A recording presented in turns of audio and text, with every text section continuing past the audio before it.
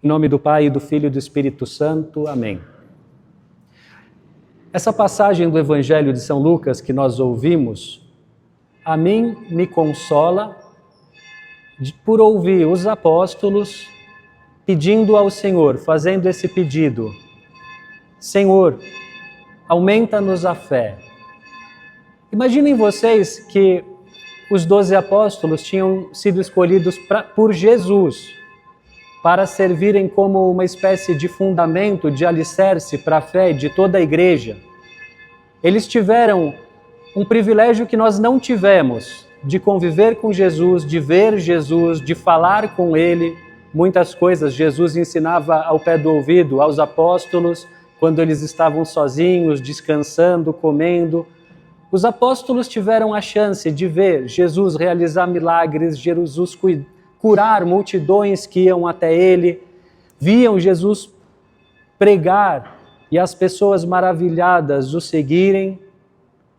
E ainda assim, o Evangelho diz que os apóstolos, não eram quaisquer discípulos, mas os apóstolos ainda pediam humildemente: Senhor, aumenta-nos a fé. E esse pedido revela, em primeiro lugar, que a fé nunca será suficiente. Então, nem mesmo os apóstolos tinham uma fé plenamente satisfatória. Imaginem que, se vocês se recordam bem, tem, por exemplo, uma situação em que eles tentam expulsar o demônio de um homem endemoniado e não conseguem. E Jesus diz: homens de pouca fé, até quando eu precisarei suportar-vos? E fala, esse tipo de demônio não sai a não ser pelo jejum e pela oração. E esse é um segundo ponto, a oração. O fato de os apóstolos pedirem: Senhor, aumenta-nos a fé, revela algo fundamental, que é o seguinte: a fé, como que nós recebemos a fé? A Escritura diz que a fé vem pela audição, sem dúvida, ouvindo a palavra de Deus. Diferente dos apóstolos que viam a Cristo, tocavam em Cristo, viam a sua humanidade, precisavam crer através da humanidade na divindade, nós não vemos, mas nós ouvimos a palavra, nós ouvimos o Evangelho. Mas a fé vem também por meio dos sacramentos. No dia em que nós fomos batizados, nós recebemos essa que é uma virtude teologal, sobrenatural, a fé, e vem-nos por meio da oração. E se vocês se dão conta, cada oração nossa é, por um lado, uma manifestação de fé, porque só de você se voltar para Deus, virar-se para Ele, olhar para Jesus no Santíssimo Sacramento, dirigir-se a Ele com a consciência de que Ele te vê, que Ele te ouve, que Ele te conhece, isso já é um ato de fé. Mas, ao mesmo tempo, toda oração é também um pedido de socorro, nós imploramos a fé. E uma primeira coisa, então, que eu gostaria de sugerir é que nessa Santa Missa, nós, juntamente com os apóstolos, peçamos: Senhor, aumenta-nos a fé, porque eu garanto que tanto eu como vocês precisamos de fé. Alguém poderia dizer: não, eu tenho muita fé. Espero que sim, Deus queira que sim, espero que sim. Mas uma questão: se nós tivéssemos um grande revés econômico e passássemos uma grande necessidade, nós manteríamos a fé? Se você fosse traído, abandonado pela sua esposa ou abandonada pelo seu marido, você manteria a fé? Se você perdesse uma pessoa que você ama muito de uma maneira repentina, você manteria com constância a sua fé? Nós, por sermos pobres criaturas e ainda afetadas pelo pecado original, precisamos implorar a Deus sempre: Senhor, aumenta-nos a fé.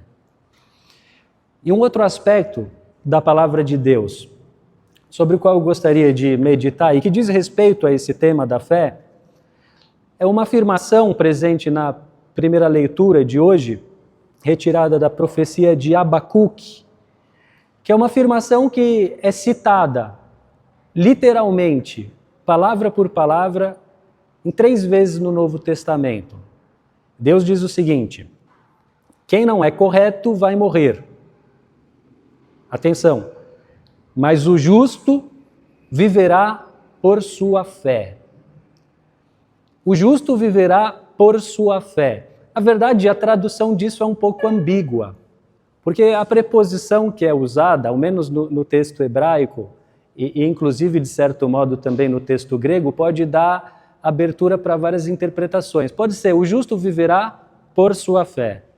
O justo viverá através da sua fé. O justo viverá a partir da sua fé. O justo viverá por meio da sua fé. O justo viverá na sua fé. E como é que a própria Bíblia interpreta? São Paulo cita esse versículo na carta aos Gálatas e na carta aos Romanos. E quando cita nessas duas cartas, ele usa essa frase como uma argumentação para um dos temas principais dessas cartas, que é o seguinte: São Paulo está querendo convencer os judeus de que, para nós sermos salvos, não basta e nós não seremos salvos por meio de obras externas. No caso, as obras externas da lei de Moisés. Ele diz: olha, não é porque vocês observam as regras estabelecidas na lei de Moisés, de purificação, as abluções, as normas alimentares, tudo aquilo que diz respeito ao ritual exterior, não é porque vocês observam isso que vocês vão ser salvos. Vocês serão salvos por meio da fé em Jesus Cristo. E aqui se revela um aspecto da fé, uma dimensão da fé que infelizmente eclipsou das consciências de muitos cristãos, que é: a fé possui uma necessária dimensão intelectual, racional. No caso dos apóstolos, repito, essa dimensão racional consistia em olhar para Jesus, aquele ser humano, e acreditar que ele é Deus, Filho de Deus, Messias, Salvador. No nosso caso, consiste em receber a revelação de Deus que nos é transmitida pela Escritura e pela tradição, e mesmo sem ver Jesus, na sua humanidade sensível, acreditar que Ele é verdadeiro Deus, verdadeiro homem, que Ele é o Salvador.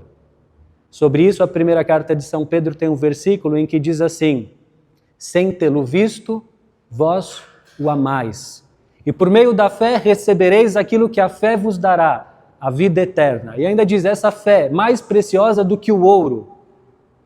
E nós precisamos manter essa fé no que Jesus revela, no que Ele transmite através da igreja, em tudo aquilo que Ele ensinou, em todo o creio que nós, de uma maneira religiosa, todos os domingos repetimos, professamos, nos mandamentos de Deus, os sacramentos de Deus.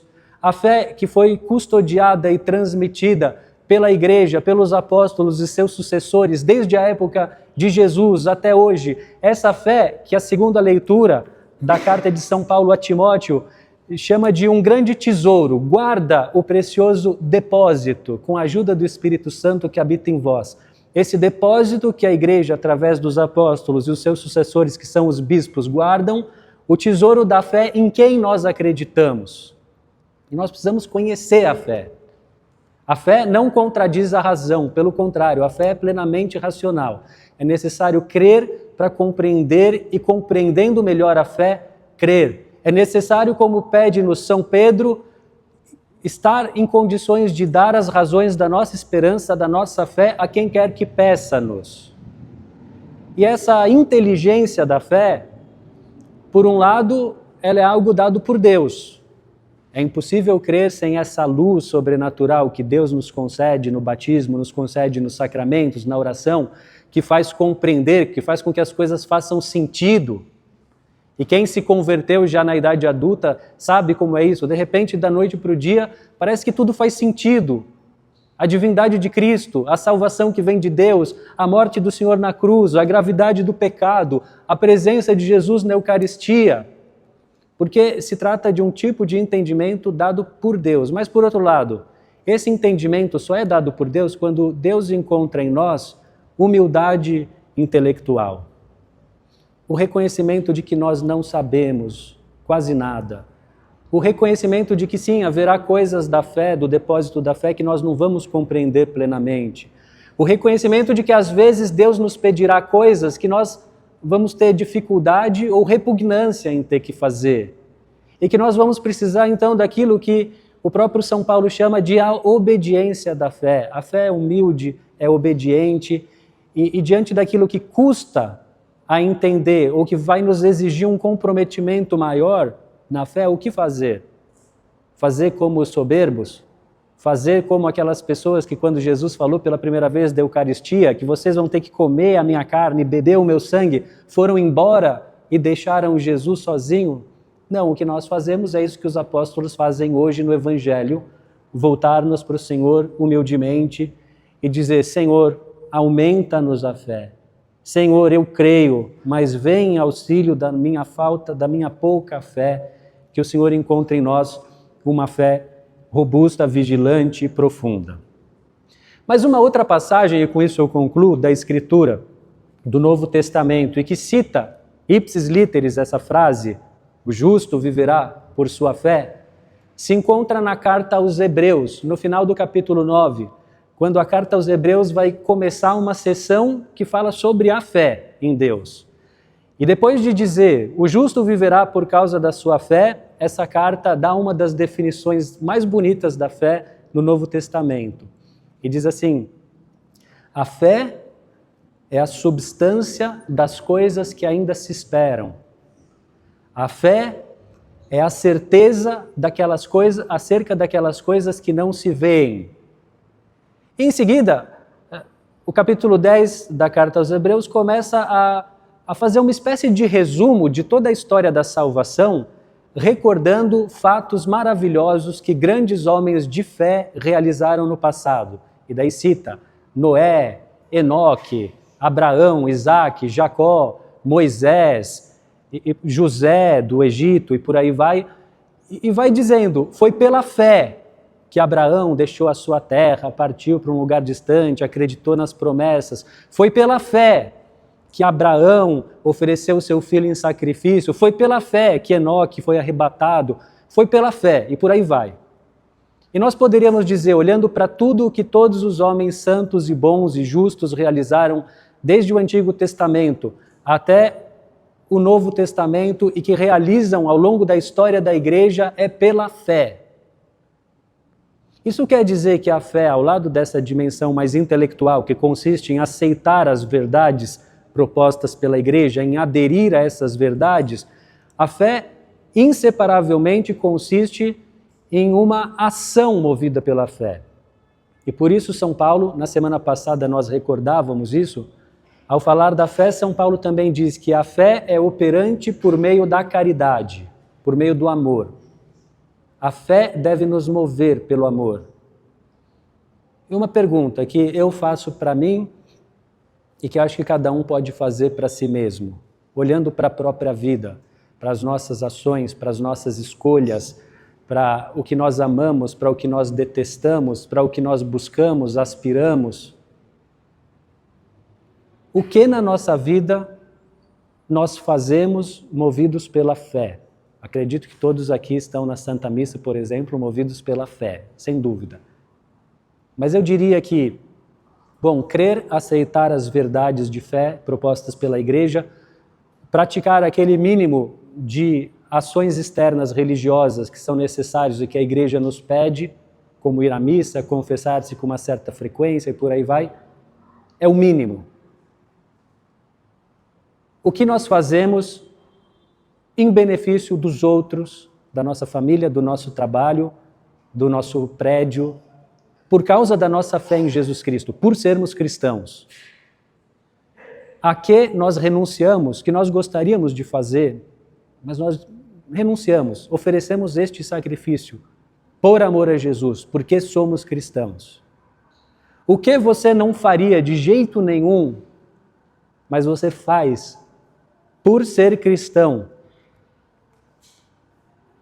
E nós, isso é uma outra coisa então que eu gostaria que nós pedíssemos ao Senhor, que a nossa fé se torne operante, que a nossa fé não se torne uma fé assim, apenas teórica, intelectual, mas que a nossa fé leve-nos a mover, leve-nos a acreditar, leve-nos a ter verdadeira esperança em Deus na vida eterna, leve-nos a ter uma verdadeira caridade que mude o nosso modo de sentir, o nosso modo de ver os outros, o nosso modo de olhar para a realidade, para o presente, para o futuro, para o nosso trabalho, para quem nós somos, para a vida, para a morte. E para isso eu sugiro que nessa Santa Missa nós peçamos a intercessão de Nossa Senhora. O próximo domingo já é a a grande festa de Nossa Senhora Aparecida, e quando Nossa Senhora visita Isabel, e Santa Isabel é repleta então do Espírito Santo, exulta no Espírito Santo e diz à Virgem aquelas palavras que nós repetimos na Ave Maria: bendita és tu entre as mulheres, bendito é o fruto que nasceu do teu ventre. Como eu posso merecer que a mãe do meu Senhor me venha visitar? Depois Isabel diz assim, se referindo a Nossa Senhora: bem-aventurada aquela que acreditou, porque o Senhor realizará tudo aquilo que Ele prometeu. Nossa Senhora é bem-aventurada porque acreditou. Aliás, na Escritura, os dois principais exemplos de fé são no Antigo Testamento: Abraão, o pai dos crentes, através da sua fé, uma fé contra toda a esperança humana. E no Novo Testamento, o maior exemplo de fé é aquela que é bem-aventurada porque acreditou, aquela que contra todo critério meramente humano, contra toda prudência apenas terrena, contra toda expectativa só humana, com o coração repleto da graça do Senhor, mesmo naquilo que ela ainda não tinha condições de compreender na sua integridade, disse: eis aqui a escrava do Senhor, faça-se em mim segundo a vossa palavra. E naquele momento a palavra de Deus se fez carne, naquele momento a salvação entrou, invadiu, se precipitou nesse mundo de pecado que tinha como um único paraíso escondido, selado, preservado a Virgem Maria, e naquele momento a verdadeira fé, a fé em Jesus Cristo, Filho de Deus, a fé na Santíssima Trindade, a fé no Deus Pai e Filho e Espírito Santo, tornou-se acessível para nós, e que por intercessão da Santíssima Virgem Maria, nós sejamos salvos por essa mesma fé. Em nome do Pai, do Filho e do Espírito Santo. Amém.